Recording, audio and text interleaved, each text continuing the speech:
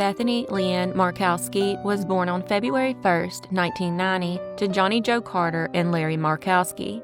She was the youngest in a blended family that consisted of 5 children and was described as a sweet but sassy girl known for her loving nature and playful personality. Unfortunately, her parents' relationship was troubled from the start, and due to Larry's alleged controlling and abusive behavior, Johnny left him in January 2001. He had also allegedly abused Bethany and her siblings, and 2 family members had accused him of sexual assault. A classmate of Bethany's later claimed that she had confided in them about the abuse from her father. Johnny, fearing for her safety, took Bethany while Larry was at work and moved in with her sister Lori and her family in Hermitage, Tennessee. Larry, angered by their departure, abducted Bethany from her new school soon after. This prompted Johnny to obtain a protection order against him, though he was still granted unsupervised visitation rights on weekends and was allowed to call Bethany on Tuesdays and Thursdays between 7 and 8 p.m.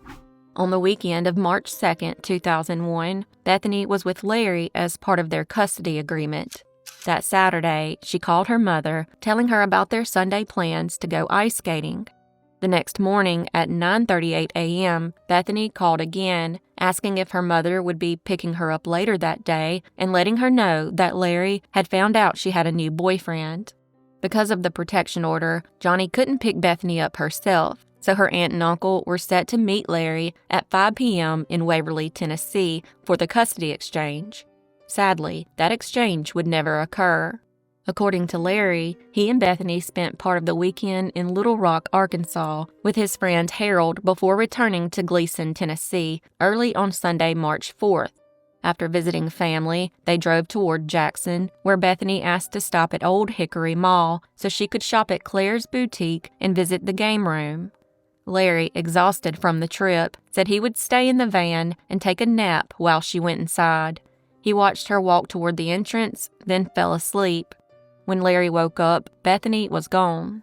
Realizing she hadn't returned, Larry claimed that he went into the mall to look for her, first checking Claire's and the arcade. When she wasn't there, he searched the entire mall, asking shop owners and calling out her name.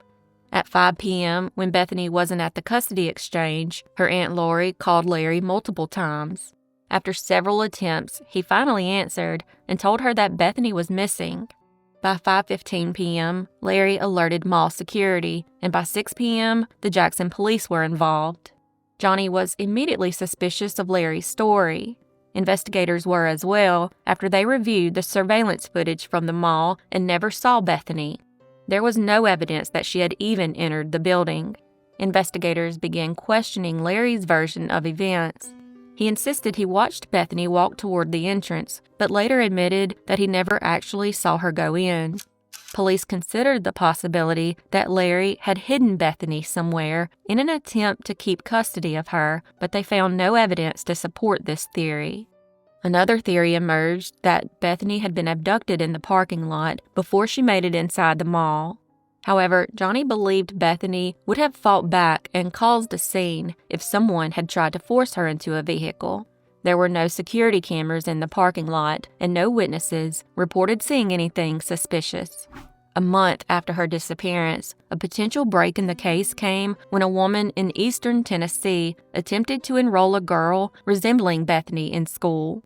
She left without enrolling the child after realizing she didn't have the necessary paperwork.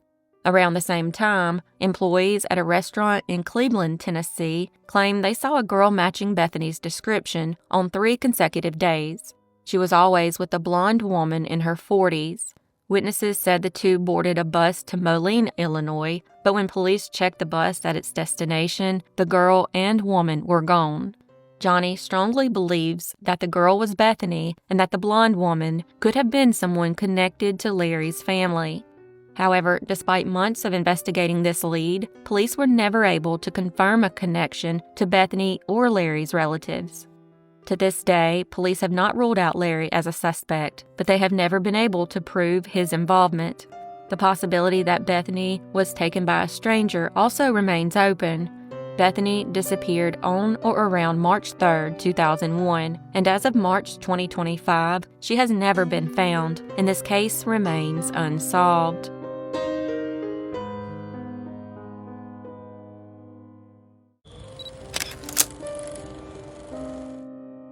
Robert Gaston Fuller, who went by Bobby, was born on October 22, 1942, to Lawson and Eva in Baytown, Texas.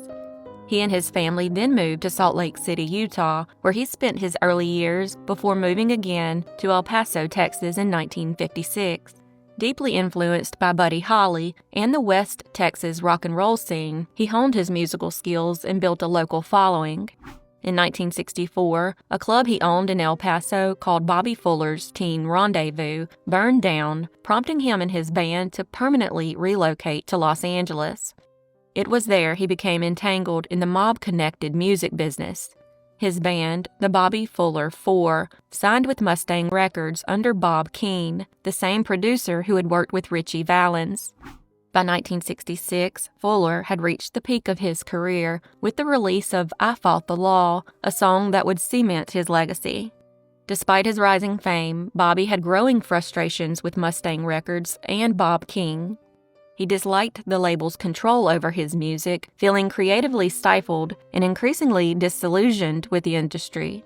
Those close to him noted his dissatisfaction and desire for more independence, which led to tensions with the label. On July 18, 1966, just months after his biggest hit, Bobby Fuller was found dead in his mother's blue Oldsmobile outside his Hollywood apartment. His body was covered in bruises, blood, and gasoline, and rigor mortis had already set in, suggesting he had been dead for hours before being discovered. His mother, Lorraine, found him at around 5 p.m., lying across the seat. A gasoline can was open, boiling over in the front seat, with a gas hose nearby. Despite these disturbing details, police quickly ruled that he took his own life or that it was an accidental asphyxiation, claiming he poured gasoline on himself and suffocated inside the car. However, his family and friends immediately suspected foul play. Many details surrounding his death raised serious questions. His lungs contained no traces of gasoline fumes, contradicting the theory that he inhaled them to take his own life. His body was found in a state of decomposition, inconsistent with the official timeline, suggesting he had been dead much longer than initially stated. His mother insisted their ruling made no sense, especially since the car had been missing all night and mysteriously appeared in front of their apartment at 5 p.m., When police arrived, they failed to treat it as a homicide investigation. A detective threw the gasoline canister into a dumpster, dismissing Bobby as just another rock and roll punk. No fingerprints were taken, no real investigation was conducted, and the case was closed almost immediately. One main theory is that he upset some powerful figures connected to the music industry. One evidence of this connection is the bruises on his body and the gasoline, which suggest he may have been beaten and tortured before his death, similar to a mob-style hit. There were also rumors of a romantic connection between Bobby and a woman named Melody, who was believed to be involved with a violent nightclub owner with mob ties. While Melody confirmed she knew Bobby, she denied any mob connections or being with him the night he died. On the night before he was found dead, Bobby was supposed to attend a party with Melody where he would meet influential industry figures. According to his brother Randy Fuller, Bobby was excited but warned to be cautious. What happened at that party remains a mystery, but shortly after his death, rumors surfaced of a drug overdose cover-up. Some believe powerful celebrities and industry figures were present and that Bobby's death was staged to look like a suicide to protect those involved. Bob Keane confirmed he had heard similar stories. Years later, the official cause of death was changed from him taking his own life to being an accident, but this did little to provide closure. His family has expressed interest in exhuming his body, hoping modern forensic technology might reveal new evidence. Despite the suspicions, conflicting reports, and unanswered questions, no real investigation was ever conducted. Over the years, new leads have emerged, but there has never been a definitive answer to what really happened to Bobby Fuller. His death remains one of the most haunting mysteries in rock and roll history, leaving fans and loved ones wondering if the truth will ever come to light. Bobby was found dead under suspicious circumstances on July 18, 1966, and as of March 2025, this case remains unsolved.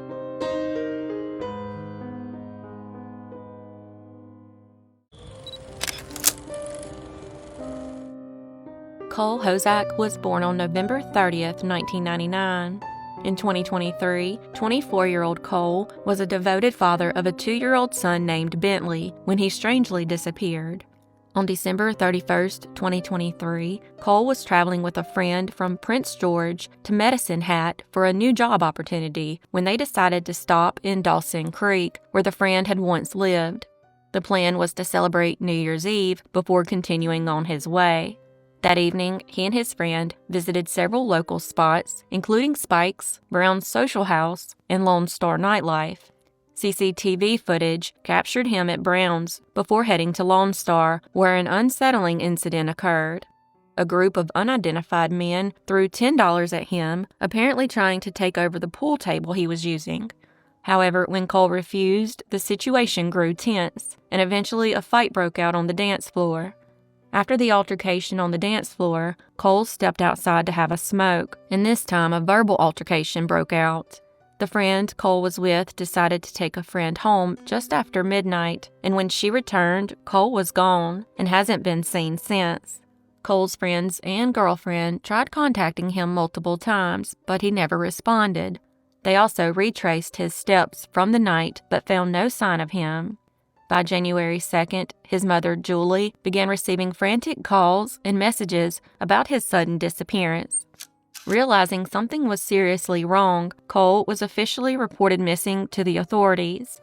Investigators checked the surveillance at the club and saw Cole step outside to smoke a cigarette at 12:18 a.m. He also FaceTimed his girlfriend while outside. Not long after, security footage captured him suddenly running from the bar and across the street. He then attempted to escape between two buildings near the TD Bank, but realizing it was a dead end, he turned back and sprinted down a back alley. Moments later, a pickup truck was seen in pursuit. This is the last confirmed sighting of Cole. Since his disappearance, Julie has tirelessly organized multiple large-scale searches, rallying volunteers to comb through Dawson Creek and the surrounding areas. Despite their efforts, there has been no trace of Cole. His family fears foul play, but communication from law enforcement has been limited, leaving them with more questions than answers. Dawson Creek has experienced a rise in violent crime, with 11 individuals reported missing or murdered under suspicious circumstances in the past 3 years. Cole stood 5 feet 11 inches tall and weighed around 200 pounds with brown hair and brown eyes. He has distinctive tattoos, including a rose on his right temple, CLXXXV on his left temple, an owl on his neck, and a full sleeve on his right arm. When he vanished, he was wearing a black Nike hoodie, green t-shirt, dark green pants, Nike Air Force shoes, and a black Boston Red Sox hat. Cole Hosack disappeared in the early hours of January 1st, 2024, and as of March 2025, this case remains unsolved.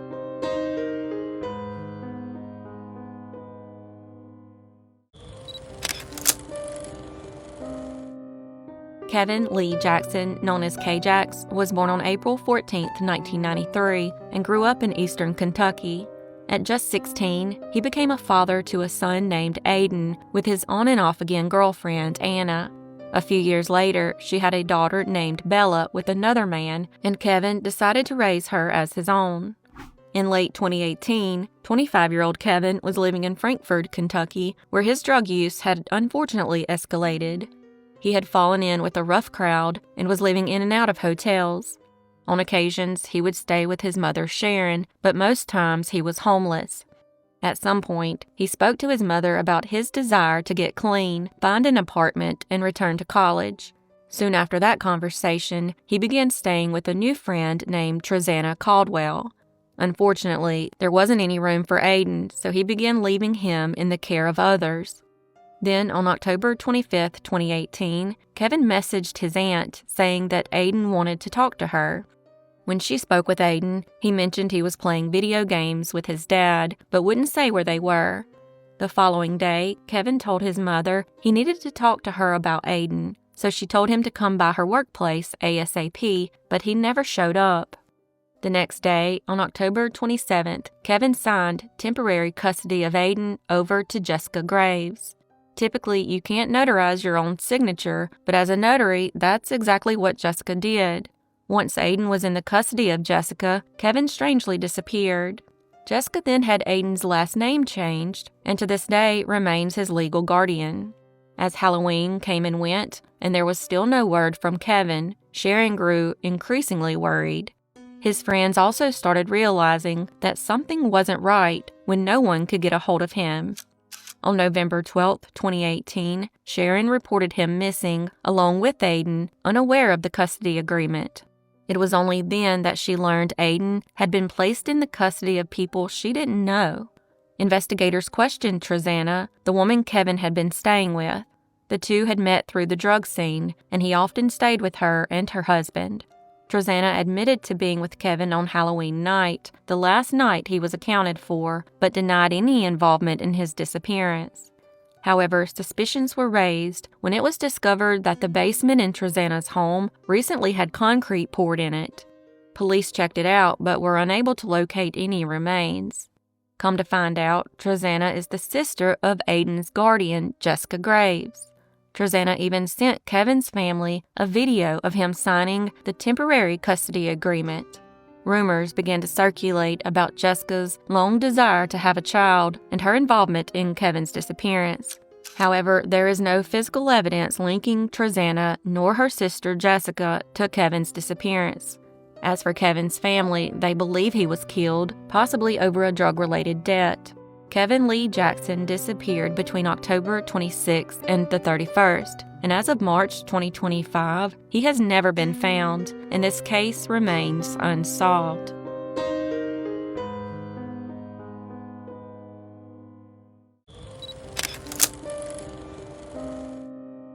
Montevious Xavier Flentall was born on August 23, 1985. At 28 years old, he was living on Pageland Drive in Toccoa, Georgia, with his girlfriend, Tiara Fleming. The couple was expecting a child together, and Montevious was already a devoted father to his young son and daughter. Those close to him said he had recently turned his life around, working toward a fresh start after being released from prison a year earlier. His focus was now on his family and building a better future, but unfortunately, all that hope was shattered in the spring of 2014. On the morning of March 18, 2014, Tiara returned home after dropping her son off at school, only to walk into a horrific scene. Montevious was lying on the living room floor with his hands and feet bound, struggling to hold on to life. She immediately ran to him, screaming, and grabbed a knife to cut the tape restraining him. He was alive, but unable to speak, his body weakened from multiple gunshot wounds. Within moments, he succumbed to his injuries, leaving behind a family shattered by his sudden and brutal death. Witnesses reported spotting 3 individuals, a woman and 2 men, leaving in a gray Ford Edge. The vehicle was later seen traveling east through Westminster, South Carolina, toward Seneca. Despite these leads, Montevious's murder remains unsolved. His family continues to seek justice, hoping that someone will come forward with the information needed to bring closure and accountability for his tragic death. Montevious Flentall was murdered on March 18, 2014, and as of March 2025, this case remains unsolved.